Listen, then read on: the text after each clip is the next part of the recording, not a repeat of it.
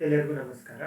ಇವತ್ತಿನ ತರಗತಿಯಲ್ಲಿ ನಾವು ಹಣದ ಮೌಲ್ಯ ಮತ್ತೆ ಅದರ ಕುರಿತು ಇರುವಂತಹ ಒಂದು ಸಿದ್ಧಾಂತದ ಬಗ್ಗೆ ನಾವು ಚರ್ಚೆ ಮಾಡ್ತೀವಿ. Here in today session we will discuss about the value of money and theories related to it.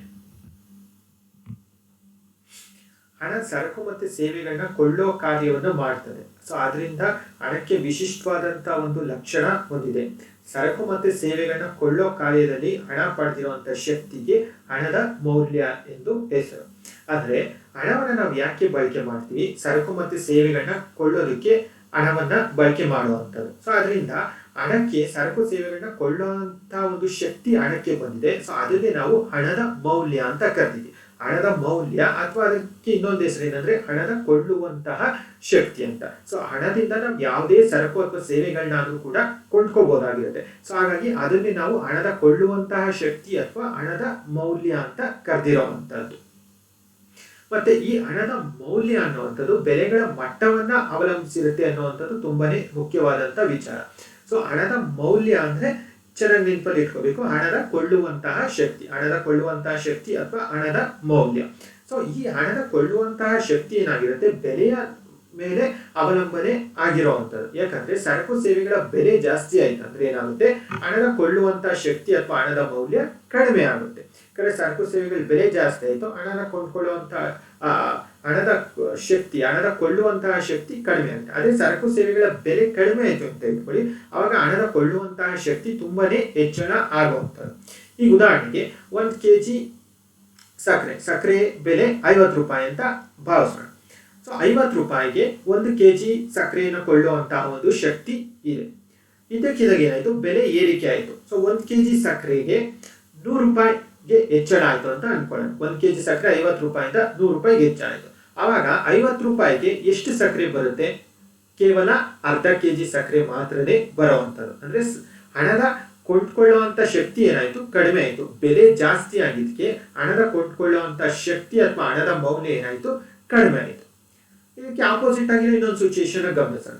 1 kg ಸಕ್ಕರೆ 50 ರೂಪಾಯಿ ಅಂತ ಹೇಳಿದೆ, ಅದು ಇಳಿಕೆ ಆಯ್ತು. 1 kg ಸಕ್ಕರೆಗೆ 25 ರೂಪಾಯಿ ಆಯ್ತು ಅಂತ ಇಟ್ಕೊಳ್ಳಿ. 1 kg ಸಕ್ಕರೆಗೆ 25 ರೂಪಾಯಿ ಆಯ್ತು ಅಂದ್ರೆ ಆಗ 50 ರೂಪಾಯಿಗೆ ಕೊಂಡ್ಕೊಳ್ಳುವಂತ ಶಕ್ತಿ ಎಷ್ಟಿರುತ್ತೆ? ಎಷ್ಟು kg ಸಕ್ಕರೆಯನ್ನು ಕೊಂಡ್ಕೋಬಹುದು 50 ರೂಪಾಯಿಗೆ? ಅಂದ್ರೆ 2 kg ಸಕ್ಕರೆಯನ್ನ ಕೊಂಡ್ಕೋಬಹುದು. ಯಾಕಂದ್ರೆ ಬೆಲೆ ಕಡಿಮೆ ಆಯ್ತು. 50 ರೂಪಾಯಿ ಇದ್ದಿದ್ದು 25 ರೂಪಾಯಿಗೆ ಇಳಿಕೆ ಆಯ್ತು. ಅದರಿಂದ 50 ರೂಪಾಯಿಗೆ 2 kg ಸಕ್ಕರೆಯನ್ನ ಕೊಂಡ್ಕೋಬಹುದಾಗಿರುತ್ತೆ. ಹಾಗಾಗಿ ಹಣದ ಕೊಂಡ್ಕೊಳ್ಳುವಂತ ಶಕ್ತಿ ಹೆಚ್ಚಳ ಆಯ್ತು. ಒಂದು ವಿಷಯ ನಾವು ಚೆನ್ನಾಗಿ ನೆನಪಲ್ಲಿ ಇಟ್ಕೋಬೇಕು.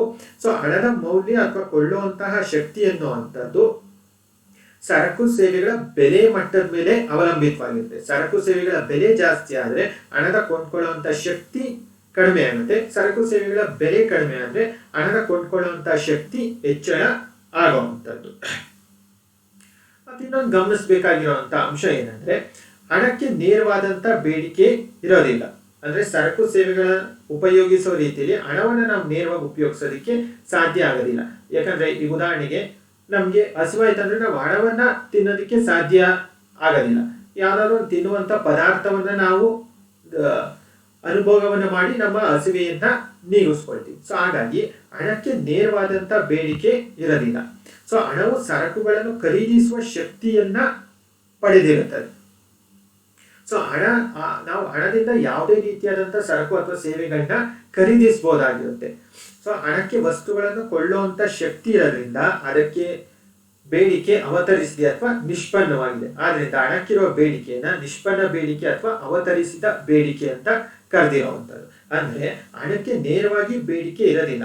ಅದ್ರ ಬದಲು ಹಣವನ್ನ ಬಳಸ್ಕೊಂಡು ಇನ್ಯಾವುದೋ ಸರಕು ಅಥವಾ ಸೇವೆಗಳನ್ನ ಕೊಂಡ್ಕೊಳ್ಳೋದಕ್ಕೆ ನಾವು ಹಣವನ್ನ ಬಳಕೆ ಮಾಡುವಂತದ್ದು. ನಾನು ಆಗ್ಲೇ ಹೇಳಿದೆ, ಹಸುವಾದ್ರೆ ಹಣವನ್ನ ನಾವು ತಿನ್ನೋದಿಲ್ಲ, ನಾವು ಹಣವನ್ನ ಅನುಭವವನ್ನ ಮಾಡೋದಿಲ್ಲ. ಏನಾದ್ರೂ ಒಂದು ತಿನ್ನುವ ಪದಾರ್ಥವನ್ನ ಹಣದ ಮುಖಾಂತರ ಕೊಂಡ್ಕೊಂಡು ಅದನ್ನ ಅನುಭವಿಸಿ ನಮ್ಮ ಒಂದು ಹಸಿವೆಯನ್ನ ನಾವು ನೀಗಿಸ್ಕೊಳ್ತೀವಿ. ಹಾಗಾಗಿ ಹಣಕ್ಕೆ ನೇರವಾದಂತ ಬೇಡಿಕೆ ಇರೋದಿಲ್ಲ. ಹಣವನ್ನು ಬಳಸ್ಕೊಂಡು ನಾವು ಯಾವುದೇ ಸರಕು ಅಥವಾ ಸೇವೆಗಳನ್ನ ಕೊಂಡ್ಕೋಬಹುದಾಗಿರುತ್ತೆ. ಹಾಗಾಗಿ ಹಣಕ್ಕಿರುವಂತ ಬೇಡಿಕೆನ ನಿಷ್ಪನ್ನ ಬೇಡಿಕೆ ಅಥವಾ ಅವತರಿಸಿದ ಬೇಡಿಕೆ ಡಿರೈವ್ಡ್ ಡಿಮ್ಯಾಂಡ್ ಅಂತ ಕರೆದಿರುವಂತದ್ದು. ಹಣದ ಮೌಲ್ಯ ಅಥವಾ ಹಾಗಾಗಿ ಹಣದ ಮೌಲ್ಯ ಅಥವಾ ಕೊಳ್ಳೋ ಶಕ್ತಿಯನ್ನು ನಾವು ನೇರವಾಗಿ ಕಂಡುಹಿಡಿಯೋದಕ್ಕೆ ಸಾಧ್ಯ ಆಗೋದಿಲ್ಲ. ಯಾಕಂದ್ರೆ ಹಣಕ್ಕೆ ನೇರವಾದಂತ ಬೇಡಿಕೆ ಇರೋದಿಲ್ಲ. ಹಣವನ್ನ ಬಳಸಿ ಬೇರೆ ಯಾವುದೋ ಸರಕು ಅಥವಾ ಸೇವೆಗಳನ್ನ ನಾವಲ್ಲಿ ಕೊಂಡ್ಕೊಳ್ಳೋದಕ್ಕೆ ಸಾಧ್ಯ ಇರುತ್ತೆ. ಹಾಗಾಗಿ ಹಣಕ್ಕೆ ಇರುವಂತಹ ಬೇಡಿಕೆಯನ್ನ ಅವತರಿಸಿದ ಬೇಡಿಕೆ ಅಂತ ಕರಿತೀವಿ. ಮತ್ತೆ ಹಣದ ಕೊಳ್ಳೋ ಶಕ್ತಿಯನ್ನ ನಾವು ನೇರವಾಗಿ ಕಂಡುಹಿಡಿಯೋದಕ್ಕೆ ಸಾಧ್ಯ ಇಲ್ಲ. ಹಾಗಾದ್ರೆ ಹೇಗೆ ಕಂಡುಹಿಡಿಬಹುದು ಅಂದ್ರೆ ಸರಕುಗಳ ಬೆಲೆ ಆಧಾರದ ಮೇಲೆ ಹಣದ ಮೌಲ್ಯವನ್ನು ನಾವು ಅಂದಾಜು ಮಾಡೋದಕ್ಕೆ ಸಾಧ್ಯ ಇರುತ್ತೆ. ಯಾಕಂದ್ರೆ ಹಣವನ್ನು ನೇರವಾಗಿ ಅನುಭವಿಸದೆ ಇರೋ ಕಾರಣಕ್ಕೆ ಮತ್ತೆ ಹಣಕ್ಕಿರೋ ಆ ಬೇಡಿಕೆಯನ್ನ ಅವತರಿಸಿದ ಬೇಡಿಕೆ ಅಂತ ಕರಿತೀವಿ. ಸೊ ಆ ಕಾರಣದಿಂದ ಹಣದ ಕೊಳ್ಳುವಂತಹ ಶಕ್ತಿ ಅಥವಾ ಹಣದ ಮೌಲ್ಯವನ್ನು ನಾವು ನೇರವಾಗಿ ಮಾಪನ ಮಾಡೋದಕ್ಕೆ ಸಾಧ್ಯ ಇಲ್ಲ. ಸರಕುಗಳ ಬೆಲೆಯ ಆಧಾರದ ಮೇಲೆ ನಾವು ಹಣದ ಮೌಲ್ಯವನ್ನ ಅಂದಾಜು ಮಾಡ್ತೀವಿ.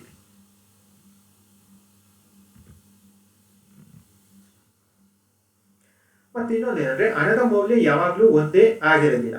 ಸೊ ಆಲ್ರೆಡಿ ಎಕ್ಸ್ಪ್ಲೈನ್ ಮಾಡಿದ್ವಿ, ಸರಕು ಸೇವೆಗಳ ಬೆಲೆ ಬದಲಾವಣೆ ಆದಂತೆ ಹಣದ ಮೌಲ್ಯದಲ್ಲೂ ಕೂಡ ವ್ಯತ್ಯಾಸ ಆಗ್ತಾ ಇರುತ್ತೆ. ವಸ್ತುಗಳ ಬೆಲೆ ಏರಿಕೆ ಆದ್ರೆ ಹಣದ ಮೌಲ್ಯ ಅಥವಾ ಕೊಳ್ಳುವಂತ ಶಕ್ತಿ ಕಡಿಮೆ ಆಗುತ್ತೆ. ವಸ್ತುಗಳ ಬೆಲೆ ಇಳಿಕೆ ಆದ್ರೆ ಹಣದ ಮೌಲ್ಯ ಹೆಚ್ಚಳ ಆಗುವಂತದ್ದು. ಹಾಗಾದ್ರೆ ಹಣದ ಮೌಲ್ಯದಲ್ಲಿ ಬದಲಾವಣೆ ಆಗೋದು ಅಂದ್ರೆ ಸರಕು ಸೇವೆಗಳ ಬೆಲೆಯಲ್ಲಿ ಏರಿಳಿತ ಆಗುವಂಥದ್ದು. ಹಣದ ಮೌಲ್ಯ ಹೆಚ್ಚಳ ಆಯಿತು ಅಂದ್ರೆ ಸರಕು ಸೇವೆಗಳ ಬೆಲೆ ಕಡಿಮೆ ಆಗಿರುತ್ತೆ. ಹಣದ ಮೌಲ್ಯ ಕಡಿಮೆ ಆಗಿದೆ ಅಂದ್ರೆ ಸರಕು ಸೇವೆಗಳ ಬೆಲೆ ಹೆಚ್ಚಳ ಆಗಿರುತ್ತೆ.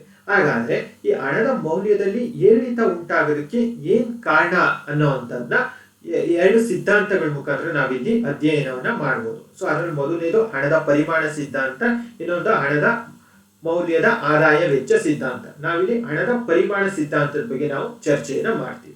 ಸೊ ಮತ್ತೊಮ್ಮೆ ಹೇಳ್ಬಿಡ್ತೀನಿ. ಸೊ ಹಣದ ಮೌಲ್ಯದಲ್ಲಿ ಬದಲಾವಣೆ ಆಗೋದು ಅಂದ್ರೆ ಸರಕು ಸೇವೆಗಳ ಬೆಲೆಯಲ್ಲಿ ಹೆಚ್ಚಳ ಅಥವಾ ಕಡಿಮೆ ಆಗುವಂಥದ್ದು. ಸೊ ಸರಕು ಸೇವೆಗಳ ಬೆಲೆ ಹೆಚ್ಚಳ ಆಯ್ತಂದ್ರೆ ಹಣದ ಮೌಲ್ಯ ಕಡಿಮೆ ಆಗುತ್ತೆ. ಸರಕು ಸೇವೆಗಳ ಬೆಲೆ ಕಡಿಮೆ ಆಯ್ತು ಅಂದ್ರೆ ಹಣದ ಮೌಲ್ಯ ಹೆಚ್ಚಳ ಆಗುತ್ತೆ. ಹಾಗಾದ್ರೆ ಇದಕ್ಕೆ ಕಾರಣ ಏನು? ಸರಕು ಸೇವೆಗಳ ಬೆಲೆಯಲ್ಲಿ ಬದಲಾವಣೆ ಆಗೋದು ಅಥವಾ ಅದನ್ನೇ ನಾವು ಹಣದ ಮೌಲ್ಯದಲ್ಲಿ ಬದಲಾವಣೆ ಆಗೋದು ಅಂತ ಕೂಡ ಹೇಳ್ಬೋದು. ಸೊ ಇದಕ್ಕೆ ಕಾರಣವನ್ನ ನಾವು ಒಂದು ಸಿದ್ಧಾಂತದ ಮುಖಾಂತರ ಅಧ್ಯಯನ ಮಾಡ್ತೀವಿ. ಸೊ ಅದನ್ನೇ ನಾವು ಹಣದ ಪರಿಮಾಣ ಸಿದ್ಧಾಂತ ಅಂತ ಕರೆದಿರುವಂತದ್ದು. ಕ್ವಾಂಟಿಟಿ ಥಿಯರಿ ಆಫ್ ಮನಿ, ಹಣದ ಪರಿಮಾಣ ಸಿದ್ಧಾಂತ. ಹಣದ ಪರಿಮಾಣ ಸಿದ್ಧಾಂತದ ಪ್ರಕಾರ ಹಣದ ಮೌಲ್ಯ ಚಲಾವಣೆಯಲ್ಲಿರುವ ಹಣದ ಒಟ್ಟು ಪರಿಮಾಣವನ್ನ ಅವಲಂಬಿಸಿರುತ್ತೆ. ಸೊ ಈ ಸಿದ್ಧಾಂತ ಏನ್ ತಿಳಿಸ್ಕೊಡ್ತಾ ಇದೆ ಅಂದ್ರೆ ಹಣದ ಮೌಲ್ಯ ಅನ್ನುವಂಥದ್ದು ಚಲಾವಣೆಯಲ್ಲಿರುವ ಹಣದ ಒಟ್ಟು ಪರಿಮಾಣ, ಚಲಾವಣೆಯಲ್ಲಿರುವಂತಹ ಹಣದ ಪರಿಮಾಣ ಎಷ್ಟಿದೆ ಅದರಿಂದ ಹಣದ ಮೌಲ್ಯ ಅನ್ನುವಂಥದ್ದು ನಿರ್ಧಾರ ಆಗುತ್ತೆ ಅಂತ ಈ ಒಂದು ಸಿದ್ಧಾಂತ ಹೇಳ್ತಿರೋದು. ಹಾಗಾದ್ರೆ ಹೇಗಾಗುತ್ತೆ?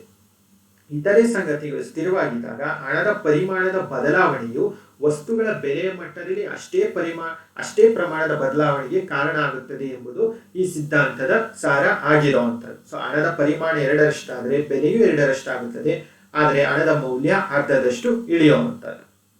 ಸೊ ಅದರ ಅರ್ಥ ಏನಂದ್ರೆ, ಸೊ ಈ ಸಿದ್ಧಾಂತ ಏನ್ ಹೇಳ್ತಾ ಇದೆ ಅಂದ್ರೆ ಹಣದ ಮೌಲ್ಯ ಚಲಾವಣೆಯಲ್ಲಿ ಇರುವಂತಹ ಹಣದ ಪ್ರಮಾಣದ ಮೇಲೆ ಅವಲಂಬಿಸಿರುತ್ತೆ. ಸೊ ಹಣದ ಚಲಾವಣೆಯಲ್ಲಿರುವಂತಹ ಹಣದ ಪ್ರಮಾಣ ಎಷ್ಟಿದೆ ಅದರ ಆಧಾರದ ಮೇಲೆ ಹಣದ ಮೌಲ್ಯ ನಿರ್ಧಾರ ಆಗುತ್ತೆ ಅಂತ ಈ ಸಿದ್ಧಾಂತ ಹೇಳ್ತಾ ಇರುವಂತದ್ದು. ಸೊ ಯಾವ ಆಧಾರದ ಮೇಲೆ ಹೇಳ್ತಿದೆ ಅಂದ್ರೆ ಹಣದ ಪರಿಮಾಣ ಬದಲಾವಣೆ ಅಂದ್ರೆ ವಸ್ತುಗಳ ಬೆಲೆಯಲ್ಲೂ ಕೂಡ ಸರಕು ಸೇವೆಗಳ ಬೆಲೆಯಲ್ಲೂ ಅಷ್ಟೇ ಬದಲಾವಣೆ ಉಂಟಾಗುತ್ತೆ.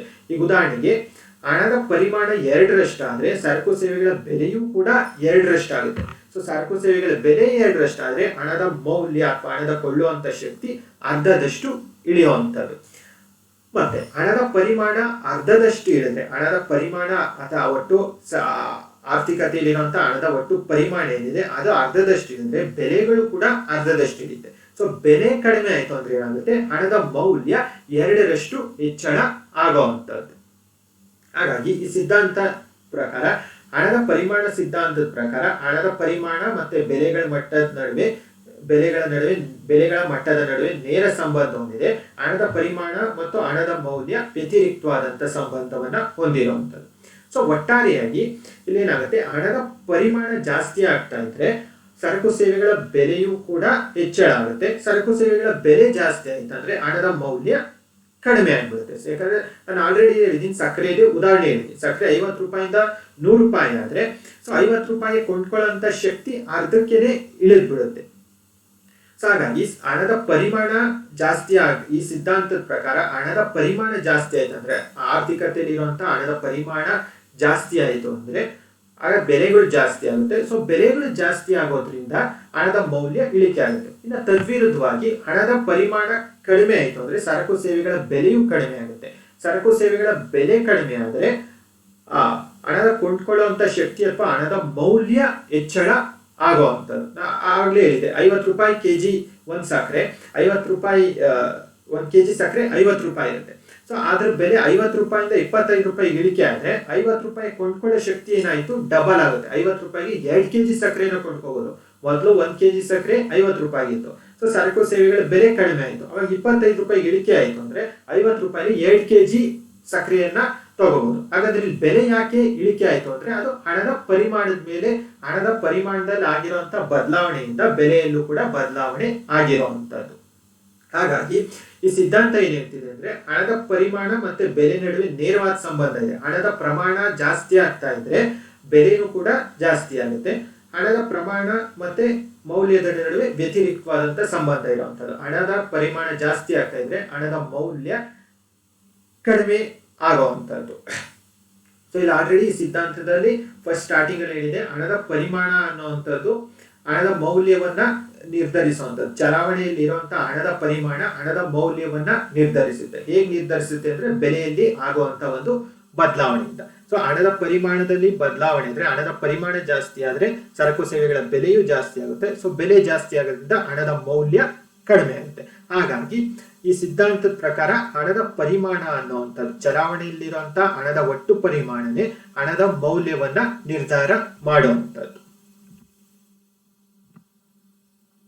ಸೊ ಬೆಲೆಗಳ ಏರಿಳಿತಕ್ಕೆ ಮುಖ್ಯವಾದಂತಹ ಕಾರಣನೇ, ಬೆಲೆಗಳ ಏರಿಳಿತ ಉಂಟಾದ್ರೆ ಹಣದ ಮೌಲ್ಯದಲ್ಲೂ ಕೂಡ ವ್ಯತ್ಯಾಸ ಉಂಟಾಗುತ್ತೆ. ಸೊ ಬೆಲೆ ಜಾಸ್ತಿ ಆದ್ರೆ ಹಣದ ಮೌಲ್ಯ ಕಡಿಮೆ ಆಗುತ್ತೆ. ಹಾಗಾದ್ರೆ ಬೆಲೆ ಯಾಕೆ ಜಾಸ್ತಿ ಆಗ್ತಾ ಇದೆ ಅಂದ್ರೆ ಹಣದ ಪರಿಮಾಣ ಹೆಚ್ಚಳ ಆಗ್ತಾ ಇರುವಂತದ್ದು. ಸೊ ಹಣದ ಪರಿಮಾಣ ಹೆಚ್ಚಳ ಆದ್ರೆ ಸರಕು ಸೇವೆಗಳ ಬೆಲೆಯೂ ಕೂಡ ಹೆಚ್ಚಳ ಆಗುತ್ತೆ. ಸರಕು ಸೇವೆಗಳ ಬೆಲೆ ಜಾಸ್ತಿ ಆಯ್ತು ಅಂದ್ರೆ ಆವಾಗ ಹಣದ ಮೌಲ್ಯ ಇಳಿಕೆ ಆಗುವಂತದ್ದು. ಸೊ ಬೆಲೆಯ ಮಟ್ಟ ಮತ್ತು ಹಣದ ಮೌಲ್ಯದ ಏರಿಳಿತಗಳಿಗೆ ಚಲಾವಣೆಯಲ್ಲಿರುವ ಹಣದ ಪರಿಮಾಣದ ಬದಲಾವಣೆಯೇ ಕಾರಣ ಎಂದು ವ್ಯಕ್ತಪಡಿಸುವುದರಿಂದ ಈ ಸಿದ್ಧಾಂತಕ್ಕೆ ಹಣದ ಪರಿಮಾಣದ ಸಿದ್ಧಾಂತ ಎಂಬ ಹೆಸರನ್ನ ಕೊಡಲಾಗಿದೆ. ಸೊ ಈ ಸಿದ್ಧಾಂತದ ಪ್ರಕಾರ ಹಣದ ಪರಿಮಾಣ ಮತ್ತೆ ಬೆಲೆ ನಡುವೆ ನೇರವಾದ ಹಾಗೂ ಪ್ರಮಾಣಾನುಗುಣ ಸಂಬಂಧ ಇರುವಂತದ್ದು. ಸೊ ಹಣದ ಪರಿಮಾಣ ಸಿದ್ಧಾಂತ ಅಂತ ಹೆಸರು ಯಾಕೆ ಬಂದಿದೆ ಅಂದ್ರೆ ಬೆಲೆಯಲ್ಲಿ ಆಗುವಂತ ಏರಿಳಿತಕ್ಕೆ, ಬೆಲೆ ಅಥವಾ ಹಣದ ಮೌಲ್ಯದಲ್ಲಿ ಆಗುವಂತ ಏರಿಳಿತಕ್ಕೆ ಹಣದ ಪರಿಮಾಣವೇ ಇಲ್ಲಿ ಕಾರಣ ಆಗುವಂಥದ್ದು. ಸೊ ಹಾಗಾಗಿ ಇದಕ್ಕೆ ಹಣದ ಪರಿಮಾಣ ಸಿದ್ಧಾಂತ ಅನ್ನೋ ಒಂದು ಹೆಸರನ್ನ ನೀಡಲಾಗಿರುವಂತದ್ದು. ಸೊ ಹಣದ ಬೆಲೆಯಲ್ಲಿ ಬದಲಾವಣೆ ಉಂಟಾಗುತ್ತೆ. ಸೊ ಬೆಲೆಯಲ್ಲಿ ಬದಲಾವಣೆ ಆಗೋದಕ್ಕೆ ಮುಖ್ಯ ಕಾರಣ ಏನು, ಹಣದ ಪರಿಮಾಣ. ಬೆಲೆಯಲ್ಲಿ ಬದಲಾವಣೆ ಆದ್ರೆ ಹಣದ ಮೌಲ್ಯದಲ್ಲಿ ಬದಲಾವಣೆ ಆಗುತ್ತೆ. ಹಾಗಾದ್ರೆ ಬೆಲೆ ಬದಲಾವಣೆ ಆಗೋದಕ್ಕೆ ಮುಖ್ಯವಾದಂತ ಕಾರಣ ಯಾವುದು ಅಂದ್ರೆ ಹಣದ ಪರಿಮಾಣ. ಹಾಗಾಗಿ ಹಣದ ಮೌಲ್ಯಕ್ಕೆ ಬದಲಾವಣೆ ಆಗೋದಕ್ಕೆ ಮುಖ್ಯವಾದ ಕಾರಣ ಯಾವುದು ಅಂದ್ರೆ ಹಣದ ಪರಿಮಾಣ. ಸೊ ಹಣದ ಮೌಲ್ಯ ಬದಲಾವಣೆ, ಒಂದು ವಿಷಯನ ಚೆನ್ನಾಗಿ ನೆನಪಲ್ಲಿಟ್ಕೊಳ್ಳಿ, ಹಣದ ಮೌಲ್ಯ ಬದಲಾವಣೆ ಆಗೋದಕ್ಕೆ ಮುಖ್ಯವಾದಂತಹ ಕಾರಣ ಬೆಲೆಯಲ್ಲಿ ಆಗುವಂತ ಬದಲಾವಣೆ. ಬೆಲೆಯಲ್ಲಿ ಆಗುವಂತ ಬದಲಾವಣೆಗೆ ಮುಖ್ಯವಾದ ಕಾರಣ ಯಾವುದು ಅಂದ್ರೆ ಹಣದ ಪರಿಮಾಣ. ಸೊ ಒಟ್ಟಾರೆ ನಾವೇನ್ ಕನ್ಕ್ಲೂಡ್ ಮಾಡಬಹುದು ಅಂದ್ರೆ ಹಣದ ಮೌಲ್ಯದಲ್ಲಿ ಆಗುವಂತ ಬದಲಾವಣೆಗಳಿಗೆ ಮುಖ್ಯವಾದಂತ ಕಾರಣನೇ ಹಣದ ಪರಿಮಾಣ. ಸೊ ಹಾಗಾಗಿ ಈ ಸಿದ್ಧಾಂತಕ್ಕೆ ಹಣದ ಪರಿಮಾಣ ಸಿದ್ಧಾಂತ ಅಂತ ಕರೆದಿರುವಂತದ್ದು. ಸೊ ಹಣದ ಮೌಲ್ಯದಲ್ಲಿ ಏರಿಳಿತಕ್ಕೆ ಹಣದ ಪರಿಮಾಣದ ಬದಲಾವಣೆನೇ ಮುಖ್ಯ ಕಾರಣ ಅಂತ ವ್ಯಕ್ತಪಡಿಸಿದೆ. ಹಾಗಾಗಿ ಈ ಸಿದ್ಧಾಂತವನ್ನ ಹಣದ ಪರಿಮಾಣ ಸಿದ್ಧಾಂತ ಅಂತ ಕರೆದಿರುವಂತದ್ದು.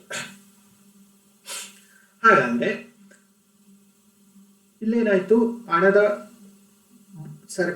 ಪರಿಮಾಣ ಜಾಸ್ತಿ ಆಯ್ತು. ಹಣದ ಪರಿಮಾಣ ಜಾಸ್ತಿ ಆಯ್ತು ಅಂದ್ರೆ ಸರಕು ಸೇವೆಗಳ ಬೆಲೆ ಜಾಸ್ತಿ ಆಯ್ತು. ಸರಕು ಸೇವೆಗಳ ಬೆಲೆ ಜಾಸ್ತಿ ಆಯ್ತು ಅಂದ್ರೆ ಹಣದ ಒಂದು ಮೌಲ್ಯ ಕಡಿಮೆ ಆಗ್ಬಿಡುತ್ತೆ. ಸೊ ಇಲ್ಲಿ ಹಣದ ಮೌಲ್ಯ ಕಡಿಮೆ ಆಗೋದಕ್ಕೆ ಹಣದ ಪರಿಮಾಣನೇ ಮುಖ್ಯವಾದಂತ ಕಾರಣ ಅಂತ ಹಣದ ಪರಿಮಾಣ ಸಿದ್ಧಾಂತ ಹೇಳ್ತಾ ಇರುವಂತದ್ದು. ಸೊ ಇವಾಗ ಎದುರಾಗುವಂತ ಒಂದು ಪ್ರಶ್ನೆ ಏನಂದ್ರೆ ಹಣದ ಪರಿಮಾಣದ ಬದಲಾವಣೆಯಿಂದ ಬೆಲೆಯ ಮಟ್ಟದಲ್ಲಿ ಯಾಕೆ ಬದಲಾವಣೆ ಆಗುತ್ತೆ. ಸೊ ಹಣದ ಪರಿಮಾಣ ಜಾಸ್ತಿ ಆಯ್ತು ಅಂದ್ರೆ ಸರಕು ಸೇವೆಗಳ ಬೆಲೆಯೂ ಯಾಕೆ ಜಾಸ್ತಿ ಆಗುತ್ತೆ. ಸೊ ಅದಕ್ಕೆ ಕಾರಣವನ್ನ ತಿಳ್ಕೊಬೇಕಾಗಿದೆ. ಸೊ ಇದಕ್ಕೆ ಎರಡು ಸಿದ್ಧಾಂತದ ಮುಖಾಂತರ ಇದನ್ನ ವ್ಯಕ್ತಪಡಿಸಲಾಗಿದೆ. ಒಂದು ಹಣದ ವ್ಯವಹಾರಗಳ ಸಿದ್ಧಾಂತ ಅಥವಾ ಫಿಶರ್ನ ಸಮೀಕರಣ ಅಂತ ಕರಿತೀವಿ. ಮತ್ತೊಂದು ನಗದು ಹಣದ ಅಭಿಲಾಷೆಯ ಸಿದ್ಧಾಂತ ಅಥವಾ ಕೇಂಬ್ರಿಡ್ಜ್ ಸಮೀಕರಣ ಅಂತ.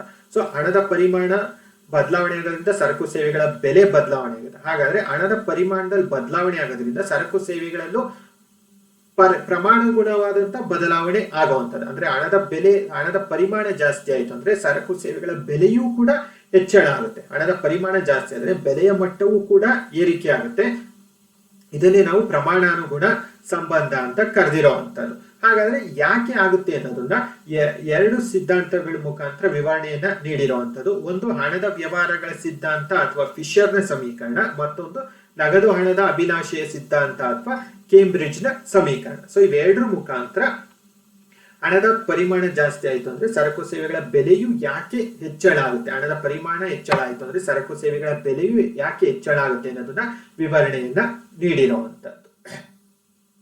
ಸೊ ಒಟ್ಟಾರೆ ಮತ್ತೆ ರಿಪೀಟ್ ಮಾಡ್ಬಿಡ್ತೀನಿ. ಸೊ ನಮ್ಮ ಪ್ರಶ್ನೆ ಏನು ಅಂದ್ರೆ, ಹಣದ ಮೌಲ್ಯ ಅನ್ನುವಂಥದ್ದು ಸರಕು ಸೇವೆಗಳ ಮೇಲೆ ಅವಲಂಬನೆಯಾಗಿದೆ. ಸರಕು ಸೇವೆಗಳ ಬೆಲೆ ಜಾಸ್ತಿ ಆಯ್ತು ಅಂದ್ರೆ ಹಣದ ಕೊಳ್ಳುವಂತ ಶಕ್ತಿ ಕಡಿಮೆ ಆಗುತ್ತೆ. ಹಾಗಾದ್ರೆ ಸರಕು ಸೇವೆಗಳ ಬೆಲೆ ಹೆಚ್ಚಳ ಆಗೋದಕ್ಕೆ ಮುಖ್ಯವಾದಂತ ಕಾರಣ ಯಾವುದು ಅಂದ್ರೆ ಹಣದ ಪರಿಮಾಣದಲ್ಲಿ ಆಗುವಂತ ಹೆಚ್ಚಳ. ಹಣದ ಪರಿಮಾಣದಲ್ಲಿ ಹೆಚ್ಚಳ ಆಯ್ತು ಅಂದ್ರೆ ಸರಕು ಸೇವೆಗಳ ಬೆಲೆಯು ಹೆಚ್ಚಳ ಆಗುತ್ತೆ, ಹಣದ ಕೊಳ್ಳುವಂತ ಶಕ್ತಿ ಕಡಿಮೆ ಆಗುತ್ತೆ. ಹಾಗಾಗಿ ಹಣದ ಕೊಳ್ಳುವಂತ ಶಕ್ತಿ ಅಥವಾ ಹಣದ ಮೌಲ್ಯದಲ್ಲಿ ವ್ಯತ್ಯಾಸ ಆಗೋದಕ್ಕೆ ಮುಖ್ಯವಾದಂತ ಕಾರಣ ಯಾವುದು ಅಂದ್ರೆ ಹಣದ ಪರಿಮಾಣ.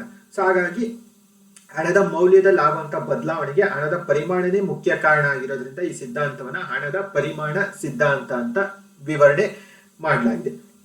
ಹಾಗಾದ್ರೆ ಹಣದ ಪರಿಮಾಣ ಜಾಸ್ತಿ ಆಯಿತು ಅಂದ್ರೆ ಸರಕು ಸೇವೆಗಳ ಬೆಲೆ ಯಾಕೆ ಹೆಚ್ಚಳ ಆಗುತ್ತೆ ಅನ್ನೋದನ್ನ ಎರಡು ಸಿದ್ಧಾಂತದ ಮುಖಾಂತರ ಅಧ್ಯಯನ ಮಾಡ್ತೀವಿ. ಸೊ ಅದು ಮೊದಲನೇದು ಹಣದ ವ್ಯವಹಾರಗಳ ಸಿದ್ಧಾಂತ ಅಥವಾ ಫಿಶರ್ನ ಸಮೀಕರಣ, ಮತ್ತೊಂದು ನಗದು ಹಣದ ಅಭಿಲಾಷೆಯ ಸಿದ್ಧಾಂತ ಅಥವಾ ಕೇಂಬ್ರಿಡ್ಜ್ನ ಸಮೀಕರಣ. ಸೊ ಇವೆರಡು ಸಿದ್ಧಾಂತಗಳ ಮುಖಾಂತರ ಹಣದ ಪರಿಮಾಣ ಜಾಸ್ತಿ ಆಯಿತು ಅಂದ್ರೆ ಸರಕು ಸೇವೆಗಳ ಬೆಲೆಯು ಯಾಕೆ ಹೆಚ್ಚಳ ಆಗುತ್ತೆ ಅನ್ನೋದನ್ನ ಅಧ್ಯಯನವನ್ನ ಮಾಡ್ತೇನೆ. ಸೊ ಮುಂದಿನ ಸೆಷನ್ ಅಲ್ಲಿ ಸೊ ಇವೆರಡು ಫಿಶರ್ನ ಸಮೀಕರಣ ಮತ್ತೆ ಕೇಂಬ್ರಿಡ್ಜ್ನ ಸಮೀಕರಣ ಬಗ್ಗೆ ನಾವು ಅಧ್ಯಯನವನ್ನ ಮಾಡ್ತೀವಿ.